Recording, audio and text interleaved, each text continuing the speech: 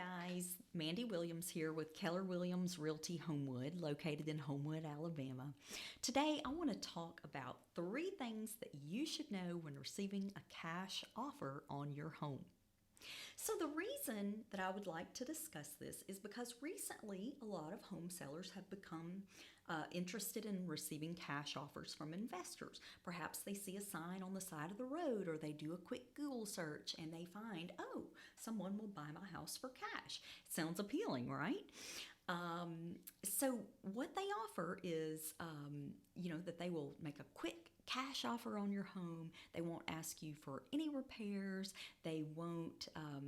You won't have to pay any real estate commission, and you won't have to pay any closing cost. Some of them even go as far as to say that you can pick the closing date. However, I want to caution you against some of these cash buyers. Now, they're not all bad, but when you're looking through the contract, you want to look for several specific things. Today, we're going to talk about 3 things that you should look for. Another reason that we should discuss this is because you should be familiar with a practice called wholesaling.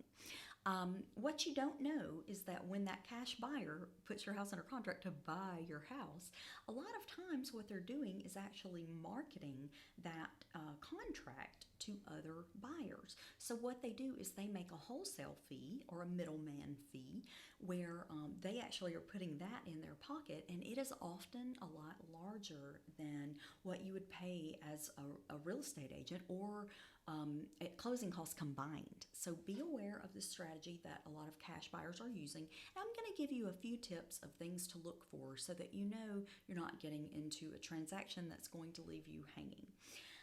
First up, the first thing I want to talk about is earnest money.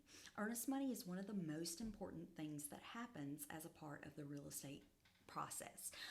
It is one of the first things that you'll see usually in the contract. So you want to see that there is earnest money in the contract, first of all. Secondly, you want to look and see how much earnest money is being offered.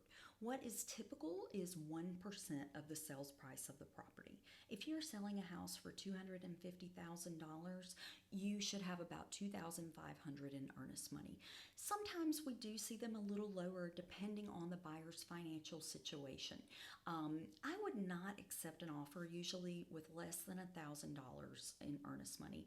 On some lower price properties, you may see it as low as $500, but you want to know that that buyer has some skin in the game and that they are saying, I'm putting this money up to say that if I don't buy this house in the time frame specified in this contract, that you get to keep that earnest money. So make sure that that earnest money is in the contract. Secondly, find out who is holding that earnest money and how can it be confirmed. It's typically held by the title company, sometimes a real estate brokerage if you do, have an agent and you're working through an agency on your transaction. So find out who's going to hold that earnest money. This should also be in the contract.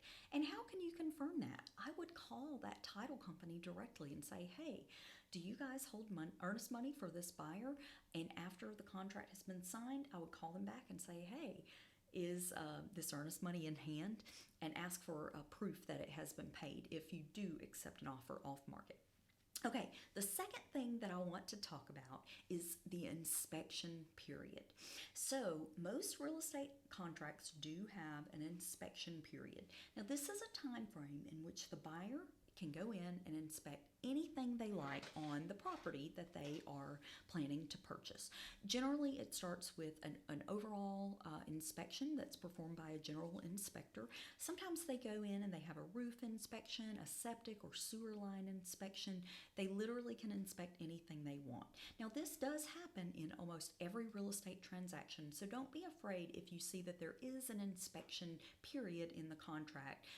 It's a great thing for buyers to do so that they can know that the investment that they are getting into is a good one and that there's not any latent defects with the property.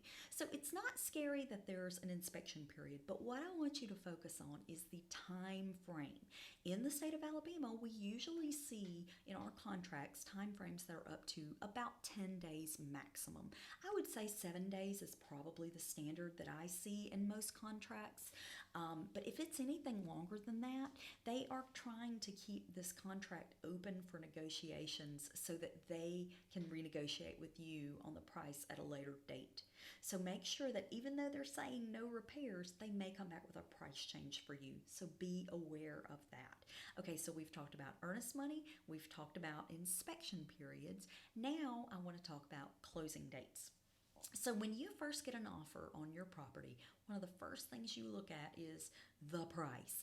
Unfortunately, that is what most people, it's the only thing that they look at. So, another item in addition to that earnest money, the length of inspection, you want to look at is the closing date. So, what is the closing date? How far is it from now?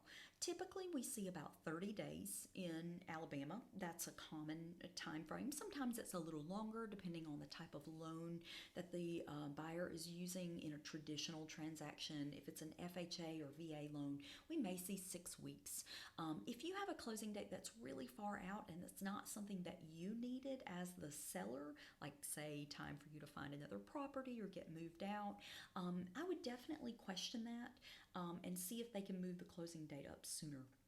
Also, on closing dates, you should know that even after a closing date has passed, a lot of people think, oh, well, the closing date on our contract was December 1st. They didn't close by December 1st, so this contract is no longer valid.